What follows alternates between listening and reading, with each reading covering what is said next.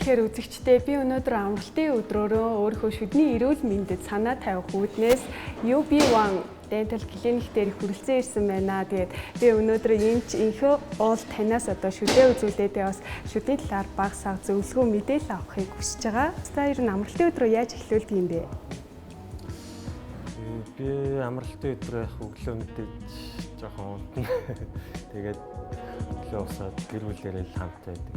Гэр бүлийнхэнтэйгээ хамт агаар салхинд гарах ч юм уу хаяа. Гэрийнхэнтэйгээ 7 хоногийн угаасаа нэг л өдөр амардаг. Тэгээ агсаа бас манайх ажилтдаг болохоор ганцхан бүтэн сайн өдөр л амрах боломж гардаг. Таны хувьд амралтын өдрөөрөө хийдэг хамгийн дуртай хобби юу байдаг вэ? Яг бүр тийм хобби гэж юм байна. Ер нь бол сүүлийн одоо хэдэн жил гэх юм уу, ер нь бол яг мэрэгжлийнхаа дагуу ном их уншиж байна. Тэгээ бас орчуулга бас хийж байна. Тэгээ анхныхаа номыг орчуулад нодноо жилийн өмнө ном орчуулаа гаргасан. Одоо энэ жил 2 дахь ном орчуулж байгаа. Стар өөр одоо спорт ч юм уу тиймэрхүү төрөл таахандаа л гэсэн байгаа. Тэгээ жоохон хүүхдүүдтэй болохоор цаг зав багтай зөвхөн өөртөө гарах цаг бол бага байгаа. Шүдний өвчлөл хамгийн их байдаг зүйл нь юу гэдэг юм бэ? Шүдний өвчлөлийн хамгийн их байдаг нь мэдээж цаарл байгаа. Тэр тус маань бага насны хүүхдүүдэд цаарл маш их одоо улсын хэмжээнд 90-с дээш хүүхд 90 одоо 10 хүүхдийн 9 цааралтай байгаа. Тэгээ яагаад гэх нь бага наснд байхад илүү хүүхдүүд шүдээ одоо өөрсдөө угаах чадвар мэдээж дадал болоогүй. Дээрээс нэцэгчүүд бас байн хараа амжилт хийж чадахгүй. Тэгээд шүдний онцлог маань бага насны хүүхдүүдэд илүү паалн нэрцжээгүй амжаагүй гэдэг болохоор илүү одоо цаарл маань хурдан явцтай амархан цаарлцдаг гэсэн. Тэгээ 17 8 насан туршид ирэхээр хүний шүд цаарсан ч гэсэн явцсан удаа. Тийм болохоор яг илүү нас ахих тусам одоо шүд цаарах магадлал одоо явцсан буураад эсэргээр одоо 30 гараад ч юм уу ирэх юм бол бойл гэж юм байгаа. Одоо шүдийг тулж тогтоож байгаа одоо бойл түүшийн яс гэдэг. Тэрний асуудал үүсдэг. Тэгээ бойл одоо өрсөд шамраад шүд сулгаад одоо хөдөлгөөнд орох юм. Тэр асуудал бол одоо нас ахаад ирэхээр бойл тулгуурын асуудал үүсдэг. Хамгийн түрүүнд хийхстэй зүйл мэдээж шүдээс авах хэрэгтэй. Үүнээс гадна бид нэр өдөр тутамдаа өөр анхаарах хэрэгтэй зүйл нь юу гэдэг юм бэ? Мэдээж одоо ер нь бол угаалт хамгийн чухал та. Тэгээд зөв угаах. Тэгээд өдөрт 2-3 удаа тэр тусмаа унтахынхаа өмнө бол зайлшгүй шүдээ угаах хэрэгтэй. Тэгээд нэмэлтээр шүд завсрын сойж шүдний утас ч юм уу хэрэглүүл илүү сайн. Тэр нь хамгийн гол зүйл нь бол шүд угаал. Тэгээд жилдээ 1 юм уу 2 удаа эмчийн хяналтанд мэдээж үзүүлвэл угаагдаагүй хэсэг өнгөрч чулуу үүссэн байна уу, цаарсан байна уу, нүдэн дарагдахгүй хэсэг цаарл үүссэн байж болох учраас бас хяналтаа бас шүдний үзүүлэх нь зайлшгүй чухал. Шүдний эмч болохоор дотроо бас нарийсаад явждаг байхгүй. Шүдний савг заслын эмч гээд мэсцлийн эмч, гажиг заслын эмч тэгээд цаашлаад одоо бүр зөвхөн сувгийн эмчилгээ хийдэг эмч ч юм уу, хүүхдийн эмч, тулгуурын эмч гээд нарийсаа явждаг. Би болохоор нүүр амны мэсцлийн эмчээр нарийсан. Ерөнхийдөө бол яг эмчилгээн дээр практик дээр бол хөвчлэн одоо имплант шүд суулгаж мөн алтараг илүү түлхүү тэр эмчилгээг илүү түлхүү хийж байгаа. Бусад эмчилгээнээс илүү ерөнхийдөө нарийсан тэр мэрэгжлийнхаа дагуу түлхүү ажиллаж байгаа эмчилгээгээ хийж байгаа. Яг энэ имплант эмчилгээ гэхээр миний хувьд яг тийм зүйл ерөөсөө хийлгэж байгаагүй учраас ямар ч юм жоохон ойлголт багтай. Тэнгүүт яг үүний онцлог нь юу эдийн? Ер нь яагаад заавал ингэж имплантыг ингэж сонгоод хийлгэх ёстой болоод байгаа юм бэ? Шүд авахулсан бол одоо араа ч юм уу үүдэн шүд ч юм ямар нэгэн шүд авахулсан бол тэр зайндаа заавал тэр савг шүдний эмнээний савгыг сэргээж өгөх шаардлагатай. Тэрэнд нь болохоор утдаг шүдээ одоо хүн болгоны мэддэг. Эсвэл гүүрлсэн бүрээс тэгээд одоо энэ минь хийгээд одоо илүү төлхөө хийж байгаа имплант гэх ийм хэмэл шүтлбэрүүд байгаа. Эдгээр шүтлбэрүүд дундаас одоо хамгийн дэвшилтэд гэх юм уу тий яг өөрийн шүд шиг байж чаддаг би насжилтны илүү урт шүтэлбэр бол имплант шүд байхгүй. Хүмүүс нөө шүдэ ахуулчаараа удаан хугацаагаар ч юм ингээ онгорхоо яваадах тохиолдол байдаг шүү дээ. Энэ нь удаан хугацаанд хортой нөлөө байх уу? Тийм шүдэ одоо жишээ нь нэг шүдэ ахуулчих юм бол тэр одоо 2 талын түшиж байгаа 2 талын шүд маань очиж дэшээ тэр зайруугаа унах юм уу налах юм уу тэгээд зайн багасаад эсвэл талынх нь хоршдог шүд нь доошоо сунах эсвэл дээдлийн шүдэ ахуулсан бол доотлын шүд нь дээшээ сунах асуудлууд гараад ирэхэд нөгөө зөвхөн тэр зайндаа одоо шүдэ хийгээ болох байсан бол хугацаа өнгөрөх тусам нөгөө бусад шүднүүдээ одоо өөлж өрөмдөж хувааж тайрах ч юм уу тий бус шүдүүдэд оролдох шаардлага гарч байгаа юм. Тэгээд мэдээж зуултанд өөрчлөлт орно бусад шүднүүд дээр ачааллна гэсэн 90-ийн үеийн өөрчлөлтөнд орж болно. Монголд мэдээж имплант хийж байгаа олон эмчнэр байгаа. Дээрээс нь олон эмнэлгүүд байгаа. Тэгэхээр яг таны гол онцлог одоо давуу талч гэдэг юм уу? Яг энэ мэрэгжлийнхээ хувьд юу вэ? Яг уу би бол одоо яг уу мэдээж залуу эмч мэдээж маш Монголд ч гэсэн ялгаагүй бас одоо дэлхийн жишгт одоо яг зэрэгцэж байгаа чадварлаг эмчнэр маш олон байгаа.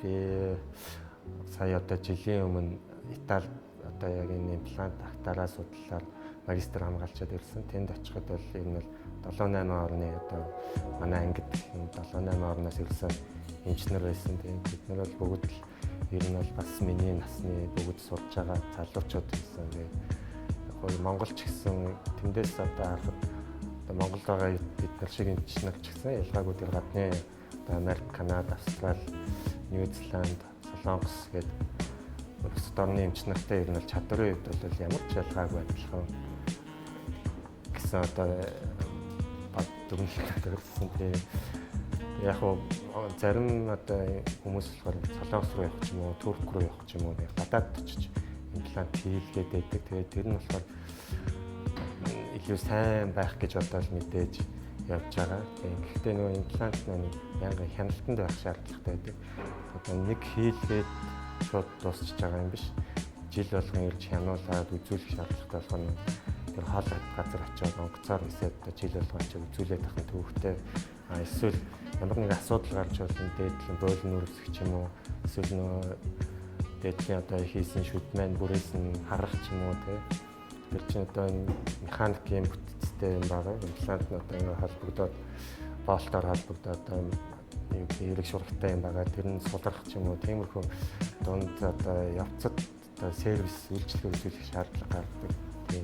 Тийм болохоор ер нь бол ойрхон газар амьдарч байгаа суурин газар ер нь очиж хийлгүүл илүү тохиромжтой гэж боддог. Одоо зовиртой байх, өвдөлттэй байх, эсвэл маш богино хугацаанд тэр нь чанаргүй байх ч юм уу. Иймэрхүү тохиолдлууд байдаг юм шиг байна. Имплант хийлгэсэн хүмүүс яг мэдээж месажлбар юм чинь ямар ч месажлбар эрсдэл байгаа. Тийм хумсаа авахд ч гэсэн эрсдэл байгаа. Хумсаа жоохон лав авчихад хэд хоног өвдөлттэй адилхан. Мэдээж месажлбар хийж байгаа болохоор эрсдэл бол байгаа. Гэхдээ эрсдлийн хувь нь бол одоо сүүлийн үед бол маш бага болцсон. Тийм болохоор эрсдэл гарахгүй байхад мэдээж эмчийн туршлага чадвар чухал нөлөөтэй л доо. За одоо хэсгийн медальд бол тийш байхаа за. Имплант хийх юм уу? Хэсгийн медальд бол тэгээд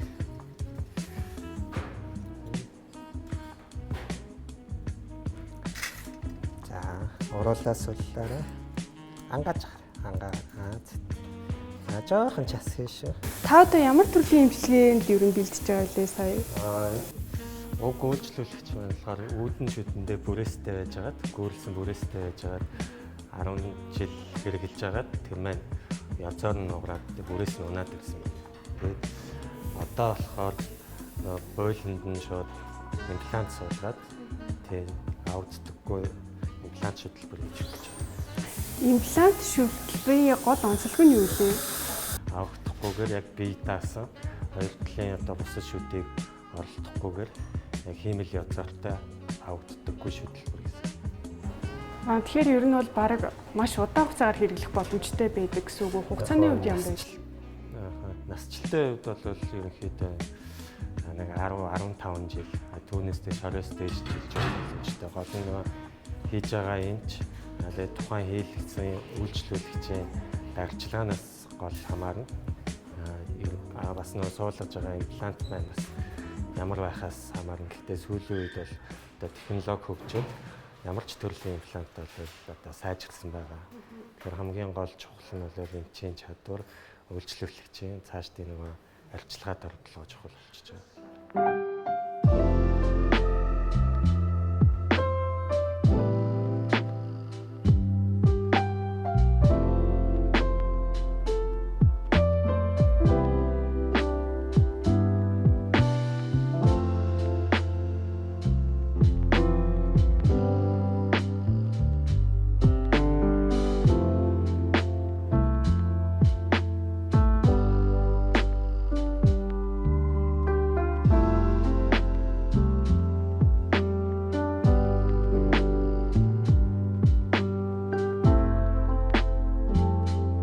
Амралтын өдрөөрөө хийдэг хамгийн гоё нэг дадал зуршлаасаа бидэнтэй хуваалцаач.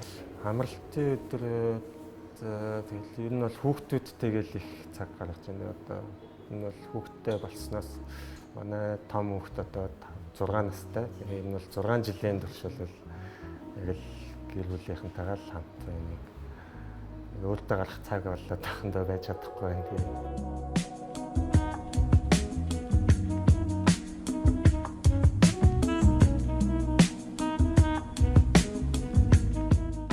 За танд амралтын өдрийн мэндийг хүргэе. Өнөөдөр би тантай уулзаад бас шүдээ үзүүлээ зөвлөгөө авах гэж байгаа аюух баяртай. Баярлалаа. Сайн байцгаана уу? Та бүхэн ч гэсэндээ амралтын хөтөлбөрийн үзэгчдэд энэ өдрийн мэндийг хүргэе.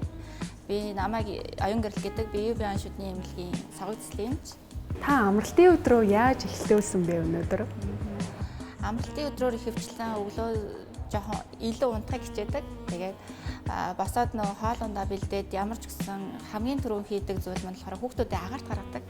Тэгээ энэ нөгөө утаатай стресстэй нийгэмд үр хүүхдтэй нөгөө цаг зав зарцуулах болохгүй. Ихэвчлэн амралтын өдрөөрөө тийм байдлаар эхэлдэг. Амралтын өдрөөрөө хийдэг хамгийн гоё хобби тань юу вэ?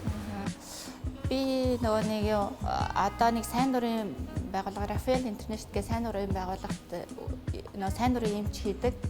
Яг ингээ боломж гарсан үед нэг 2-3 сардаа нэг удаа ч юм уу үзлэгээр явдаг. Тэгээ ингээ өдөржин ингээ нөгөө 50-60 үздэг ч гэсэндээ тэр үзлэг маань үнэхээр юм нөгөө нэг ирчгүүч авчирч чаддаг.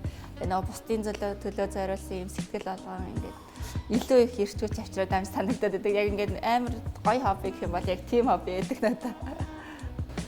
Үзлэг хийгээд ирчгүүч авдаг гэхээр надад сонирхолтой санагдаад байна. Ер нь шүд үзэх тийм гоё юм уу? Яг нөгөө шүд үзэхтэй биш нөгөө ихэвчлэн одоо нөгөө нэг хөдөө орон нутгаар яваад тэгээд нөгөө амьдргааны боломжгүй тийм хүмүүст ингээд шүдийг үзээ зөвлөө тэгээд хүүхдийнх нь анхнаас нь нөгөө нэг угаалтын зөв заагаад юм уу ингээ нөгөө бусдын төлөө хийж байгаа юм гэдэг чинь нөгөө бид нар чинь нөгөө байгалийн нийгмийн амьтан учраас ингээ бусдын төлөө хийж байгаа юм ингээд хүнд илүү их ирчүүч авчирт юм болоо гэж би боддог. Таны хувьд амралтын өдрөөрөө хийдэг хамгийн гоё дадал зуршлаасаа нэгийг бидэнд хуваалцаач. Юун түрүүн болвол би яг одоо нэг ээж болоод би яг 7 жил болж байгаа. Тэгээд яг тэр үеэс хойш амралтын өдөр болж игэл 2 өдөр боломж олдох нэг өдөр нь зайшгүй агаарт гардаг. Тэгээд хотоос нэг 10-20 км хоол очиод хүүхдүүдэд ингээд сахилуулдаг. Тэр бол ингээд яг ингээд миний амар юм нөгөө сайн зуршил гэж боддог. За энэ ариутсан багжаа зарлалаа шүү.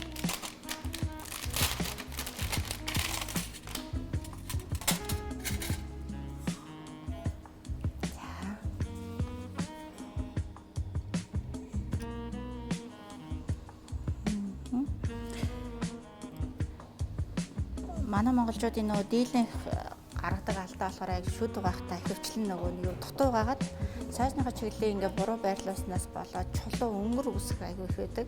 Тэгээ одоо ингээ нөгөө зарим хүмүүс болохоор шүдээ угаадаг хүмүүс бас үүсдэг. Зарим тохиолдолд ингээ шүдээ 3-аас дээш угаадаг. Би баг 10 минутаар угаадаг гэсэн хүмүүс ч гэсэн ингээ чулуутай авах тохиолдол байдаг. Талыг барьж. За хоёулынхаа шүдний одоо энэ бөөлтэй нийлсэн юм байгаагааз энэ шүднүүдийн дотор л энэ хэсгээр ингээд шарлцсан байгаадагаас хоёулаа бол энэ гадна талуудаа их сайн угаагаад байгаа байхгүй юу? Гүйлгэр гоёгоос тэнгууд яг энэ дотор талын энэ хэсгүүдээр илүү дутуу угааж ин гэсэн. Тэнгууд нөө энэ хэсэг цай зөрөхгүй болохоор угаагдахгүй өнгөр хоримтлагдаад тэгээ өнгөр ингээ удаан хугацаанд байснаар чулуу үүсдэг. Ингээ чулуу үүснээсээ болоод шүдэн нэг шүдний буйл цаашаа шамраад тулгууруудын асуудал гарах, хөдөлгөөнд орох гэх үгүй асуудал гарна. Хамгийн наад зах нь болохоор амнаас эвгүүнээр гардаг штеп. Энэ чулуутай холбоотой байдаг. Тэгээ тэр нь юунаас олж ийнэ гэхэлэр ингээд хэрэггүйсгэл үрээд байдаг байхгүй сайзаа тэгшхэн барьж агаад ингээд хүчтэй үрээд байдаг ч юм уу. Тэрнээсээ болоод нөгөө шүдээ бүрэн цэвэрлж чадаагүй дээрэс нь ингээд паал нь нэлэгдээд нөгөөт нь халуун өтөн мэдрэх ч юм уу илүү завиур үсэх талтай байдаг. Тэгэхээр нөгөө угаалтын маань чиглэл их зөв байх хэрэгтэй. Одоо хоёулынхаа болохоор ингээд шүднүүдийн энэ язар хэсгүүд хараа амаа уруулаас болтараа. Энэ хэсгүүд хараа ингээд яг ил гарцсан байгаа. Тэгэхээр энэ хэсгээр сайз ингээд тэгшхэн хүчтэй дарагдаад байна гэсэн. Яг хамгийн төвөр хэсгийг ингээд илэгдүүлчихдэг. Энэ хэсгээр одоо энэ бойлнуудын ирмэг байгааз. Тэгэхээр сайзыг болохоор дээш нь доош нь за тэгшхэн явлаа дараа нь 45 градустай нь алдуулаад бойлны ирмгийн хэсгийг сайгаах хэрэгтэй. Одоо ингээд бойлны ирмгийн ингээд баг зэрэг өнгөр байгааз. Тэгэхээр энэ хэсгүүдээр ингээд өнгөр илүү хоримтлагддаг гэсэн. Тэгэхээр энэ хэсгийг сайгаахын тулд сайзыг жоохон алдуулаад эргүүлэх байдалтай басна хэлүүдээр. Дотор талаа яах вэ? Тийм дотор талаа ч гэсэн адилхан. Хоёлаа сайзаа эхлээд за дээш нь доош нь явлаа. Дараа нь сайзны зүүр 45 градустай наалаад шүд бойлны ирмэглэн гэж наалж байрлах хэрэгтэй. Тэгжээж илүү сайгаалтай болно. Одоо энэ хуучин ломнууд ингээд жоохон хагараад эхэлсэн байгаа. Энд харагдаж байна. Тийм тэгэхээр ерөнхийдөө яг юм хуванцар ломнууд болохоор хөвчлэн нэг 5-6 жил байна ч юм уу гэж бэдэ. Хугацаатай юм. Ламп болохоор юм нөгөө нэг агшилт өгдөг материал ахгүй. Энд хуванцар учраас агшин нэлэгдэн гэхдээ хэрвээ нөгөө завсар үсэг бол заавал солих шаардлагагүй. Ингээд заяа үсээд эхлэхээр 2 дахь цоорл үсээд шүдний цоорл дахиж явагдаад байна гэсэн. За энэ хойдолд болохоор бас ийм ахтараа байгааз энэ ахтараа тэгээ илүү ингээ харилцсан бус шүднээс илүү. Энэ ахтараа яагаад ингэж их ардалж байна гэхээр тэр хойд хэсэгт сайз өгөхгүй. Монголчууд ихэнх гаргадаг нөгөө нэг алдаа болохоор хитрхи том сайз сонгодог. Илүү нөгөө нэг юм том толгойтой тэгээ ингээс шууд нөгөө сайзны маань үс ихэлсэн биш ингээд урдаа нэг юм доголтой байгаад идэг шин. Тэгэхээр нөгөө тэр нь ингээд ард хэсэгтээ хүрээд сайз маань шүдэнд хүрэхгүй байх гэсэн. Тэгэхээр сайзыг сонгохдоо хоёулаа ингээ өсний хэмжээ нь энэ үүдээ 2 шүд байгааз энэний хэмжээнд тохирсон ийм толгойтой сайз сонгоо. Тэгэхээр ерөнхийдөө жижигвтер сайз гэсэн. Гадуур явж байхдаа сайз сонгохдоо ингээд сайзаа барьж үзээд яг энэ үүдээ 2 шүдний хэмжээнд тохирч ивэл энэ яг минь надад тохирсон сайз юм байна гэж сонгож болно гэсэн. Одоо би яг шүдний хэмжээр ажиллаад 11 жил болж байгаа хугацаанд ингээд манай эцэг эхчүүд хүүхэдтэй маш их анхаардаг болсон. Тэгээ 3 сар 6 сар тутам үзүүлээл сайз одоо нэг ламбын салхиороо салиал ингээд оддаг. Гэхдээ ингээд цоорл ингээд ер нь үргэлжлээл байдаг ингээд одоо ламдуулаад хаа цоороод байдаг. Гэхдээ гол шалтгаан нь ингээд нэг гэрт амьдарч байгаа хүмүүс ингээд насан турсан хүмүүс нь цоорсон шүдтэй байжж хүүхдээ л арчлаад тахаар ингээд нөгөө нэг гэрт амьдарч байгаа цоорл чинь ням бактериар үүсэж байгаа тийм тохиолдолд ингээд нэг нэгэндээ халдварлаад идэг. Тэгэхээр ингээд хүүхдээ эрүүл байлгаа гэвэл бас өөртөө бас анхаарах хэрэгтэй. Дараа нь яг ингээд одоо дэглэм шүд угаалтаа ч гэсэндээ жин там болгочоод дараа нь хүүхдээ заавал илүү үр дүнтэй авах гэж би боддог. Ер нь хүүхдийн шүд угаалтыг одоо хэдэн сартаагаас нь эхлүүлэх? Ер нь хүүхдийг яг ингээд төрсэн цагаас нь хойш ингээд хилнийхээ өнгөрийг хусаад ингээд цэвэрлж явах хэрэгтэй. Хилний өнгөр буйлын ч гэсэндээ шүд гарч ирэхээр л цэвэрлэн гэдэг эцэг эхчүүд цэвэрлдэг байх тохиолдол байдаг. Гэхдээ тэр чинь байнга ингээд сүүх хөгж байгаа тохиолдолд сүүч нь бол лактозтай юм нүүрс устай учраас зайлшгүй цэвэрлэхгүй бол дөнгөж шүд урангуудаа цаарах магадлал өндөр байдаг. Тэгэхээр яг хэдэн сартаа гэхгүй төрснөөс нь хойш л цэвэрлэх хэрэгтэй. Тэгээд ер нь яг ингээд эцэг хийн хяналт бол 6 нас бүр ингээд 8 10 нас хүртэл байх хэрэгтэй байхгүй. Эхэндээ хүүхэд өөрөө угааж чадахгүй учраас заавал эцэг их өөрөө угааж явах хэрэгтэй. Ингээд хүүхдийнхаа шүдийг илүү сайн угааж өгөөд яг ингээд одоо манай хүүхдүүдээ болохоор манай хүүхдүүд 5-тай 7-тай тэгэхээр ингээд орой болохоор ингээд шүдээ угаадаг хөвчлөлтэй болсон. Тэгээ тийм болтлоо гэхдээ бас хугацаа шаардсан л да. Гэхдээ одоо тэгэнгүүтээ эхлээд за усаар угаалгад ээжээрээ шалгуулна гэдэг байхгүй. Тэгээ ээж нь шалгаал ингээд нэг угааж өгөнгөт дараа нь би одоо ойгоор угааж юм уу тийм. Ингээд яг ингээд хөвшил болсон тохиолдолд хүүхэд өөрөө ингээд нэг 10 нас хүрээд ирэхээр өөрөө шүдийг яг харчлах хэмжээнд болдог гэж би бол боддог. За тийм өнөөдөр нэлээд олон зүйл мэдчихлээ. Танд баярлалаа. Баярлалаа. Амжилт хүсье. За баярлалаа.